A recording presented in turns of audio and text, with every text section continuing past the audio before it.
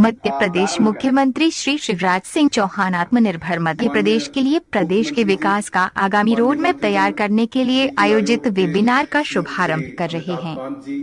अन्य advisers, webinar में उपस्थित सभी महानुभाव, मैं आपका हृदय से इस वेबिनार में स्वागत करता हूं। सर, कोविड की चुनौती को अवसर में बदलने के लिए कुछ दिन पूर्व प्रधानमंत्री जी ने आत्मनिर्भर भारत का मंत्र दिया था और उसी की कड़ी में ही आपने आत्मनिर्भर मध्य प्रदेश के निर्माण का रोड मैप तैयार करने के निर्देश दिए थे। नीति आयोग से विस्तृत विचार विमर्श करने की पहल आपने की और उसका ये परिणाम है कि आज उनके सहयोग से, उनके सपोर्ट से हमने 4 वेबिनार्स की श्रृंखला को प्लान किया, जिसमें से पहला वेबिनार आज इंफ्रास्ट्रक्चर के विषय पर आयोजित है। इसके अलावा good governance, health and education, employment and economy, ये 3 अन्य विषयों पर भी अगले 1 सप्ताह में वेबिनार्स आयोजित किए जाएंगे। आज के वेबिनार में सर अभी तक लगभग 80 पार्टिसिपेंट्स ने ज्वाइन किया है, जिसमें माननीय मंत्रीगण भी सम्मिलित हैं और विशेषज्ञ विभिन्न सेक्टर से, भले वो गवर्नमेंट हो, प्राइवेट हो, एकेडमिक इंस्टीट्यूशंस हो, फाइनेंशियल इंस्टीट्यूशंस हो, इंटरनेशनल ऑर्गेनाइजेशंस हो, उन्होंने ज्वाइन किया है और मुझे भरोसा है सर कि दिन भर के डेलिब्रेशंस में हम उनके अनुभवों का पूरा लाभ ले सकेंगे। मुझे ये बताते हुए सर बड़ा संतोष है और बड़ा हर्ष भी महसूस होता है कि जिस प्रेरणा से और जिस भावना से नीति आयोग ने शासन का सहयोग किया है, उसे एक्सप्रेस करना तो संभव है, बट उसको अनुभव करना एक अपने आप में बिल्कुल ही विभिन्न प्लेन का अनुभव रहा है।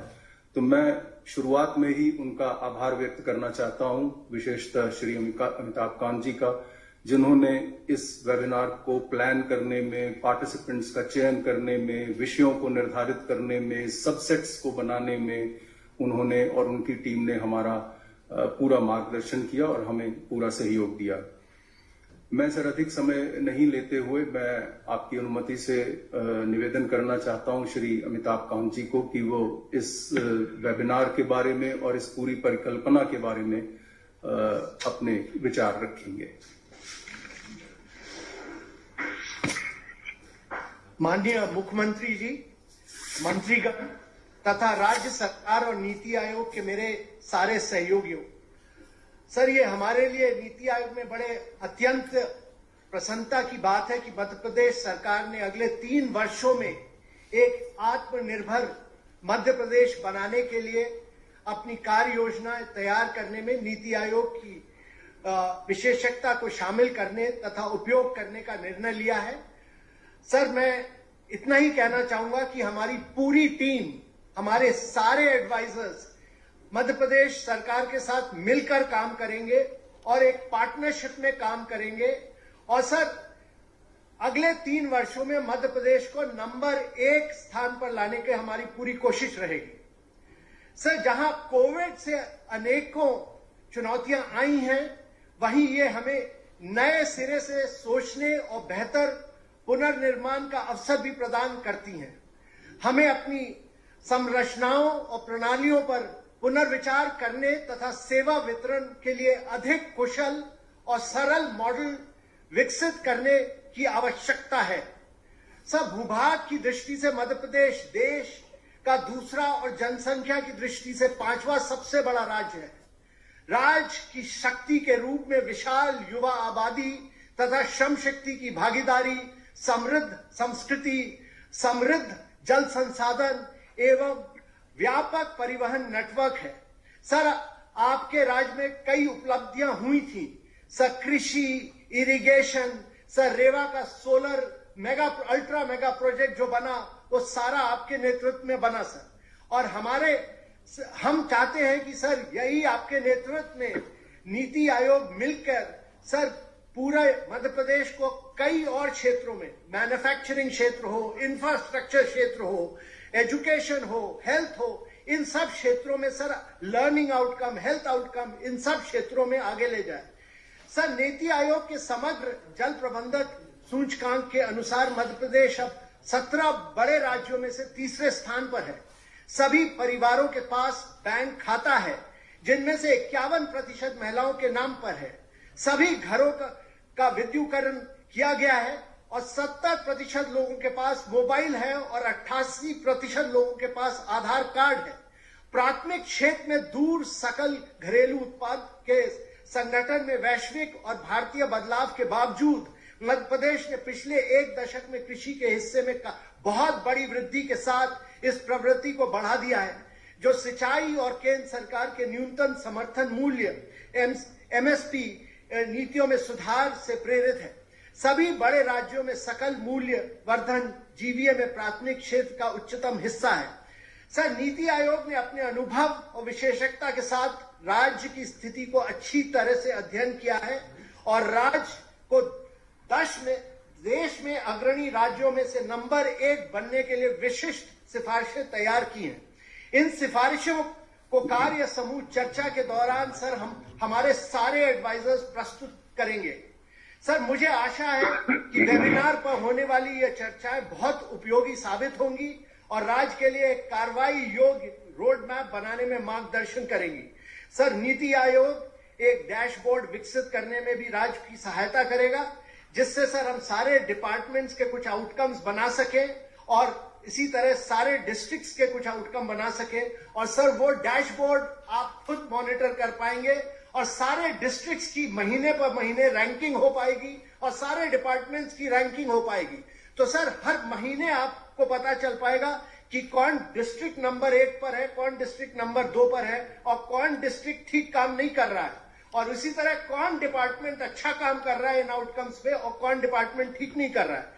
सर, ये हम आपके साथ मिलकर, चीफ सेक्रेटरी के साथ मिलकर तैयार करेंगे। सर, हम आपके साथ पूरी पार्टनरशिप करेंगे और सर आपके लीडरशिप में हम पूरे सारे हमारे नीति आयोग के सारे ऑफिसर्स यहाँ बैठे हुए हैं, सब लोग मिलकर सर एक अच्छी पार्टनरशिप के साथ पूरा सहयोग करेंगे और मध्य प्रदेश को एक नंबर 1 स्थान पर लाने की हम पूरी कोशिश करेंगे। आपका बहुत बहुत धन्यवाद। Thank you sir. मैं माननीय मुख्यमंत्री जी से निवेदन करता हूं कि वे अपने मार्गदर्शन से हमें अनुरोध है उनसे। नीति आयोग के CEO मेरे मित्र, जिन्होंने इस वेबिनार को आयोजित करने में और रोड मैप बनाने में एक रियल पार्टनर की भूमिका निभाई है, मैं उनका हृदय से आभार प्रकट करता हूं। आदरणीय अमिताभ कांत जी, जिनकी प्रतिभा का लोहा सारा देश मानता है, पूर्व केंद्रीय मंत्री आदरणीय सुरेश प्रभु जी, मंत्रिमंडल के मेरे सभी साथीगण, इस वेबिनार से जुड़े हुए अलग अलग विषयों के आदरणीय विशेषज्ञगण, सभी पार्टिसिपेंट, अधिकारीगण, मित्रों,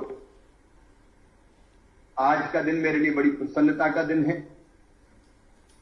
मैं कोविड के दौर में चौथी बार मुख्यमंत्री बना, लगभग 4.5 महीने पहले, और पहले कुछ दिन तो कोविड से लड़ाई में दिन और रात जूझते हुए निकल गए, लेकिन इस समय देश का नेतृत्व कर रहे हैं हमारे यशस्वी प्रधानमंत्री श्रीमान नरेंद्र मोदी जी। वो हर चुनौती को अवसर में बदलना जानते हैं। देश के सामने एक एक करके जितनी ऐसी समस्याएं थी जिनका समाधान संभव नहीं दिखता था, धारा 370 से लेकर अयोध्या में भगवान श्री राम की जन्मभूमि पर मंदिर के निर्माण तक बड़ी सहजता और सरलता से एक एक समस्याओं का समाधान किया। और कोविड की लड़ाई जो उनके नेतृत्व में पूरे देश की जनता ने प्रखरता पूर्वक लड़ी, हम कोविड से लड़ भी रहे, हम जीतेंगे भी। मैंने भी 2 हाथ कोविड से कर लिए और जीत के वापस लौट आया। लेकिन कोविड के समय प्रधानमंत्री जी ने कहा चुनौती है, लेकिन इसको अवसर में बदलना है। उन्हें एक मंत्र दिया, आत्मनिर्भर भारत का मंत्र।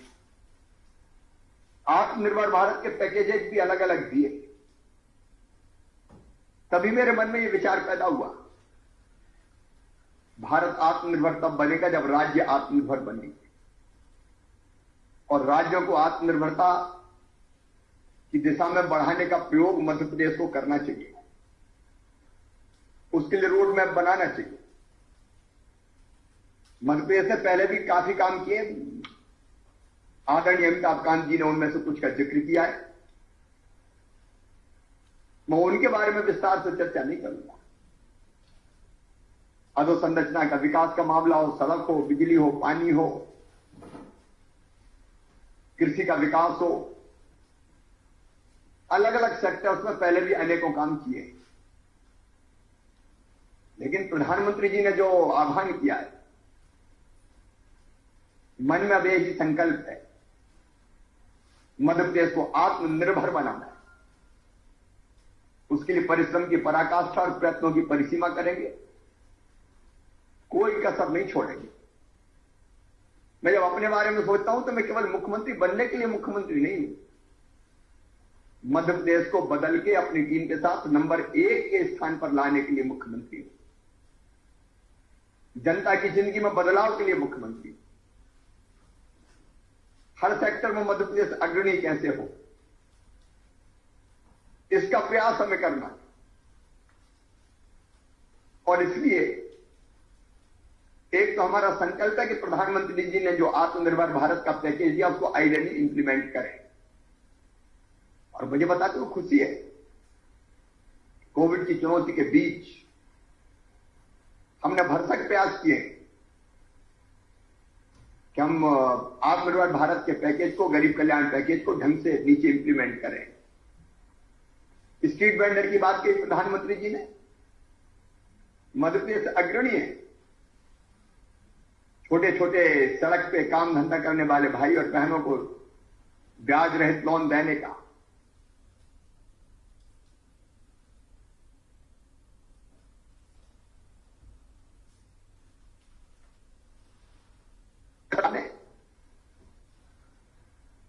आइडियली चीजों को इंप्लीमेंट करें, यह प्रयत्न किया है। जैसी बात आई कि कोविड के दौरान कई विदेशी कंपनियां भारत आ सकती है, हमने लेबर लॉज में क्रांतिकारी सुधार किए। मध्य प्रदेश ने कृषि में जबरदस्त उत्पादन किया, किसानों को मैं प्रणाम करता हूं। इस साल ही 1,29,00,000 मीट्रिक टन गेहूं हमने खरीदा, प्रोक्योरमेंट किया है। अन्न के भंडार भरे हुए हैं, हॉर्टिकल्चर भी तेजी से बढ़ रहा है। लेकिन यही हमारे लिए चुनौती भी बन गया, क्योंकि दाम बेहतर कैसे मिल पाए किसान को, यह समस्या खड़ी हो गई। जब किसी चीज की पूर्ति अधिक हो जाती है, कीमत कम हो जाती है। इसलिए मध्य प्रदेश से हमने मंडी एक्ट में संशोधन किया और हमने तय किया मध्य प्रदेश में किसान बाध्य नहीं है मंडी में अपना अनाज ले जाने के। प्राइवेट मंडियां खुलेंगी, उसमें अनाज बेचे, अपने खेत पे किसी व्यापारी को बेच दे, किसी एक्सपोर्टर को बेच दे, किसी प्रोसेसर को बेच दे। एक के बाद एक ऐसे कदम हम लगातार उठाते चले गए। उन कदमों के बारे में भी मुझे आज विस्तार से चर्चा नहीं करना। लेकिन जब मैं आत्मनिर्भर मध्य प्रदेश की बात सोचता हूं, हर क्षेत्र में आत्मनिर्भर। कृषि में हमें चुनौती है, हम कृषि उत्पादों का वैल्यू एडिशन कैसे करें, हम अपने कृषि उत्पाद को एक्सपोर्ट कैसे करें। मध्य प्रदेश को बासमती का जीआई टैग मिले, उसके लिए लड़ाई हम लड़ ही रहे हैं। हमने फार्मर प्रोड्यूसर ऑर्गेनाइजेशन की श्रृंखला खड़ी करने का फैसला किया। कृषि उत्पाद में विविधता और वैल्यू एडिशन किसान की आत्मनिर्भरता के लिए जरूरी है। प्रधानमंत्री जी ने मंत्र दिया, लोकल को वोकल बनाओ। हमारे यहां महेश्वरी चंदेरी साड़ी से लगा के हमारे सेल्फ हेल्प ग्रुप के उत्पाद बनाते हैं। मैंने तत्काल निर्देश दिया कि सेल्फ हेल्प ग्रुप को, विशेषकर महिला सेल्फ हेल्प ग्रुप का सशक्तिकरण किया जाए। अभी वो 20-20% ब्याज पे कर्जा लेके अपना अलग अलग चीजें बनाते हैं। हमने तय किया केवल 4% ब्याज पर उनको कर्ज दिया जाएगा। महिलाओं में गजब की रचनात्मक शक्ति होती है, उसको पूरी तरह से उपयोग करना। अलग अलग हमारे कुशल कारीगर हैं जिनके हाथों में कौशल है, कैसे उनकी हम मदद करें जिससे वो अपने उत्पाद भी बनाए और मार्केटिंग से लेके पैकेजिंग तक में सरकार उनकी मदद करे। नई शिक्षा नीति पर आज प्रधानमंत्री जी संबोधित करने वाले। अब आत्मनिर्भर मध्य प्रदेश के लिए शिक्षा नीति में भी परिवर्तन, रोजगारोन्मुखी शिक्षा जो 6वीं से ही तय किया है वोकेशनल एजुकेशन का, मध्य प्रदेश उसको लीड करेगा। केवल अक्षर ज्ञान नहीं, शिक्षा के 3 उद्देश्य, ज्ञान देना, कौशल देना, नागरिकता के संस्कार देना। ज्ञान तो देंगे लेकिन हम कौशल भी देंगे ताकि रोजी रोटी के लिए भटकना ना पड़े। हाथों में कौशल है तो काम भी मिल जाएगा, नहीं अपना काम भी प्रारंभ कर सकते हैं। और देशभक्त, ईमानदार, चरित्रवान, परिश्रमी, नैतिक नागरिकों का निर्माण भी आत्मनिर्भर मध्य प्रदेश के लिए जरूरी है। इंफ्रास्ट्रक्चर का सुदृढ़ तंत्र, अब हम उस पर भी चर्चा करने वाले हैं। भौतिक अधोसंरचना पर आज बात होगी। बहुत काम हुआ है लेकिन मेरे दिमाग में कई तरह की चीजें हैं। अभी चंबल के बीहड़ों में हमने, जहां कभी डकैत हुआ करते थे, अब डकैत तो बचे नहीं, मारे गए, लेकिन चंबल एक्सप्रेस वे बनाने का फैसला किया। चंबल एक्सप्रेस वे केवल सड़क नहीं होगी, उसके दोनों तरफ, क्योंकि हमारे पास काफी जमीन पड़ी हुई बीहड़ों की, दिल्ली से 3.5-4 घंटे में मुरैना आ जाते, वहां इंडस्ट्रियल क्लस्टर बन सकते हैं, वहां नई टाउनशिप की कल्पना की जा सकती है।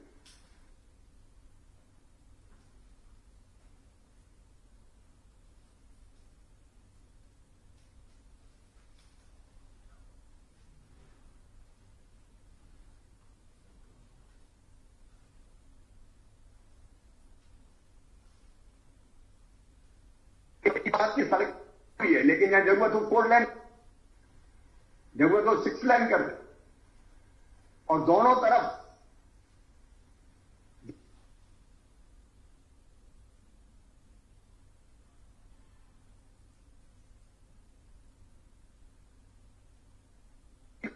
अभी प्रारंभिक विचार मन में आया। अधोसंरचना केवल कनेक्टिविटी नहीं, अधोसंरचना का उपयोग रोजगार के लिए, अधोसंरचना का उपयोग व्यापार के लिए,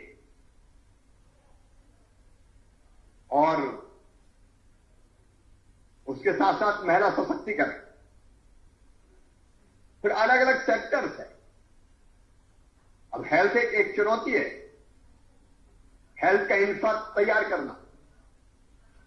जब तक नागरिक स्वस्थ नहीं होंगे, सबसे बड़ा धन अगर कोई है तो मानव धन ही है, उसके लिए बेहतर व्यवस्था, ट्रांसपोर्ट का बेहतर सिस्टम। टूरिज्म के क्षेत्र में मध्य प्रदेश ने काफी काम पहले किया है, लेकिन अपार संभावनाएं हैं।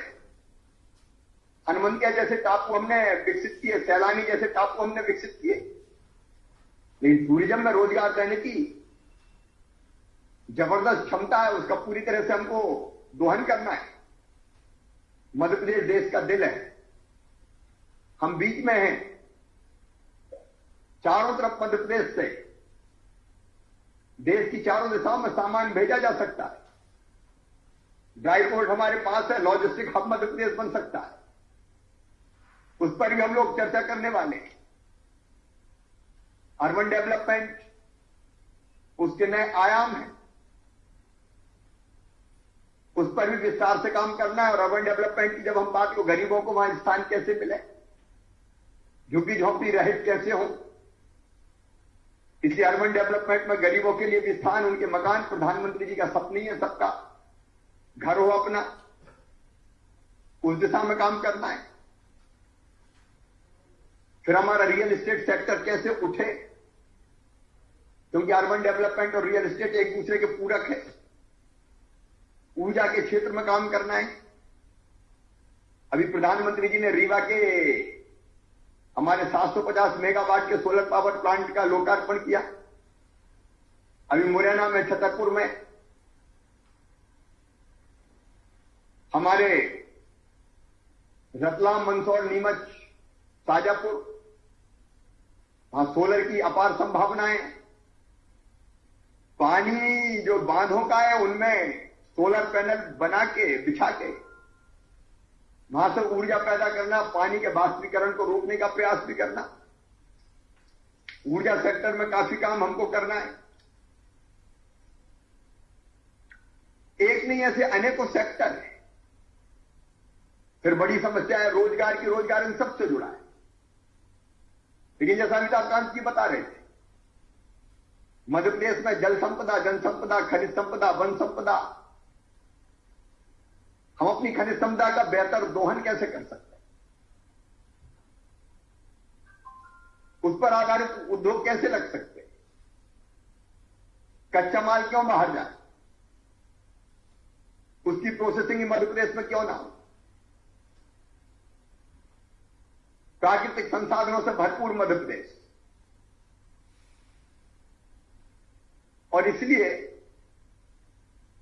इन सारे सेक्टर्स में अलग अलग काम करने की अपार संभावना है। अर्थव्यवस्था को गति देना है। कोविड ने अर्थव्यवस्था की कमर तोड़ दी, लेकिन हम निराश होकर बैठ नहीं सकते। कल ही मैंने रेवेन्यू अर्निंग डिपार्टमेंट्स की समीक्षा की थी। हम कैसे रेवेन्यू जनरेट कर सकते हैं, बढ़ा सकते हैं, हमको सोचना ही होगा। हाथ पे हाथ रख के हम बैठ नहीं सकते कि क्या करें, पैसे नहीं है। उस पर हमें ध्यान देना है। और कुल मिलाकर रोजगार के ऐसे अवसर के कोई बेरोजगार ना बचे। उसके कई अलग अलग पहलू हैं, उस पर विस्तार से आप चर्चा करेंगे, मैं ज्यादा समय नहीं लूंगा। 11:30 बजे से अलग अलग ग्रुप्स में डिस्कशन प्रारंभ होना है। और आज शाम को इस डिस्कशन के बाद मैं, वैसे तो दिन भर कहीं ना कहीं मैं जुड़ा रहूंगा वेबिनार से, लेकिन डिस्कशन के बाद जब हम कंक्लूड करेंगे, कंक्लूजन पर पहुंचेंगे, उस समय 5 बजे फिर हम चर्चा करेंगे। मैं एक बार फिर हृदय से अपने सारे पार्टिसिपेंट्स का अभिनंदन करता हूं, इस निवेदन के साथ कि ये कर्मकांड नहीं है कि मुझे 3-4 दिन तक कुछ करते हुए दिखना है। ये अंतर आत्मा से मैं कह रहा हूं कि हमारा गंभीर प्रयास है मध्य प्रदेश को आत्मनिर्भर बनाने का। और जो सुझाव देंगे आप, मैं आपको वचन देता हूं, जो इंप्लीमेंट करने लायक है उनको जमीन पर उतारने में हम कोई कसर नहीं छोड़ेंगे। 15 अगस्त को जो प्रदेश को संबोधन मेरा होगा, उसमें से जो एक्शनेबल पॉइंट्स इस वेबिनार में से निकलेंगे, मैं उसी दिन जनता के बीच भी उसकी पूरी रूपरेखा बना के और ऐलान करूंगा कि हम ये करेंगे। 3 साल में मध्य प्रदेश कैसे आत्मनिर्भर बने प्रधानमंत्री के सपने के अनुसार, इसका रोड मैप, टारगेट है आत्मनिर्भर मध्य प्रदेश लक्ष्य। वो रोड मैप आपके साथ बैठ के हम बनाएंगे। और मैं आपको ये वचन देता हूं कि जो टारगेट तय होगा, रोड मैप बनेगा, उसको पूरा करने के लिए टारगेट हम शॉर्ट टर्म, मिड टर्म और लॉन्ग टर्म प्लानिंग करेंगे। हम 1 साल में क्या करेंगे, हम 2 साल में क्या करेंगे, और तीसरे साल तक हम कहां पहुंचेंगे। और 1 साल में भी जो हम करेंगे उसको भी क्वार्टरली बांटेंगे, 3 महीने में क्या, 6 महीने में क्या, 9 महीने में क्या, 12 महीने में क्या। अमिताभ जी, मैं आपको हृदय से धन्यवाद देता हूं। आप डैशबोर्ड बना के हमें देंगे, उसमें हमारी मदद करेंगे। मैं ऐसी विभागों की समीक्षा और जिलों की रैंकिंग, क्योंकि गवर्नेंस एक बड़ा विषय है। अगर गवर्नेंस ऐसी नहीं है कि परिणाम दे रही हो, तो फिर सारी चीजें बेमानी हो जाती है। इसलिए मूल्यांकन, आकलन और एक टिप्स पे हम देख लें कि कहां कहां क्या हो रहा है, क्या अच्छा है और क्या बुरा है, कमियां कहां हैं, ताकि उसको ठीक कर सके। और इसलिए मेरे मित्रों, आप जो परिश्रम करेंगे चिंतन करके, इस मंथन से जो निष्कर्ष निकालेंगे, अमृत निकालेंगे, मैं उस अमृत को जनता तक पहुंचाने में कोई कसर नहीं छोड़ूंगा। एक बार मैं अमिताभ जी विशेष रूप से आपको बहुत धन्यवाद देता हूं, नीति आयोग की टीम को धन्यवाद देता हूं। इतनी समर्पित टीम के एक बार मैंने अमिताभ जी से आग्रह किया, उन्होंने खुद भी जुटे, पूरी टीम।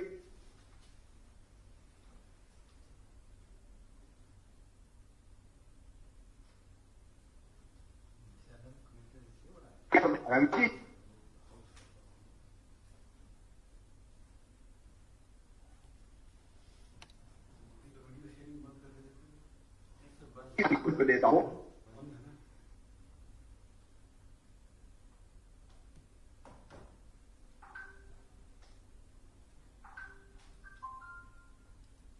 और जितने पार्टिसिपेंट्स हैं आज जुड़े हुए हैं, विषय विशेषज्ञ, इंटेलेक्चुअल्स, मैं सबका हृदय से स्वागत करता हूं, धन्यवाद देता हूं, आभार प्रकट करता हूं। समय समय पर अभी तो हम चर्चा करते रहेंगे 11 तारीख तक, और पूरा रोड मैप बना के फिर आपके सामने प्रस्तुत करके उसको क्रियान्वित करके दिखाएंगे। मेरे मंत्रिमंडल के सारे सहयोगी मौजूद हैं और वो भी अलग अलग सब ग्रुप्स में चर्चा में हिस्सा लेंगे, वो भी पार्टिसिपेट करेंगे, और हम मिलकर एक बेहतर रोड मैप तैयार करेंगे आत्मनिर्भर मध्य प्रदेश का। आप सबको बहुत बहुत धन्यवाद, प्रणाम, नमस्कार। सर, मैं रिक्वेस्ट करता हूं श्री संजय साहा जी से कि वे अपना प्रेजेंटेशन करेंगे।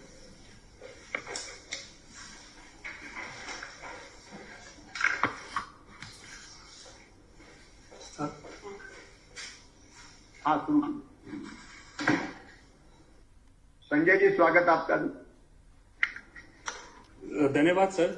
माननीय मुख्यमंत्री जी, मंत्रिमंडल के सदस्यगण, आदरणीय विशिष्ट अधिकारीगण, सुप्रभात। मैं आपके अनुमति से अंग्रेजी माध्यम से इंफ्रास्ट्रक्चर के विषय में नीति आयोग के सोच प्रस्तुत करना चाहता हूं, जो आपके सामने अभी अगले 10-15 मिनट तक मैं उस सोच को आपके सामने रखने की आज्ञा चाहता हूं। सर, ये हमारी जो अभी जो एजेंडा है, ये हमने 5 विषय पर इसको अलग अलग करने की आपके सामने प्रस्तुत करना चाहूंगा। पहला है सर, जो हम इंफ्रास्ट्रक्चर का विजन क्या होना चाहिए। आपने पूरी इसकी दिशा दी है, और हम चाहेंगे कि इसकी जो विजन है, इंफ्रास्ट्रक्चर का vision, mission and strategic goals, ये 3 आपके सामने प्रस्तुत करना चाहता हूं। इसमें सर, विजन में infrastructure service should raise the quality of life and meet aspiration and propel growth. ये सिर्फ इंफ्रास्ट्रक्चर नहीं है, ये ग्रोथ को भी प्रोपेल करने की पहलू है। And improves ease of living in India to global standards, ये एक बड़ी पहलू है इसमें जो हमारे विजन है। दूसरा है sir, mission to develop an action plan to implement infrastructure in the state over next 5 years।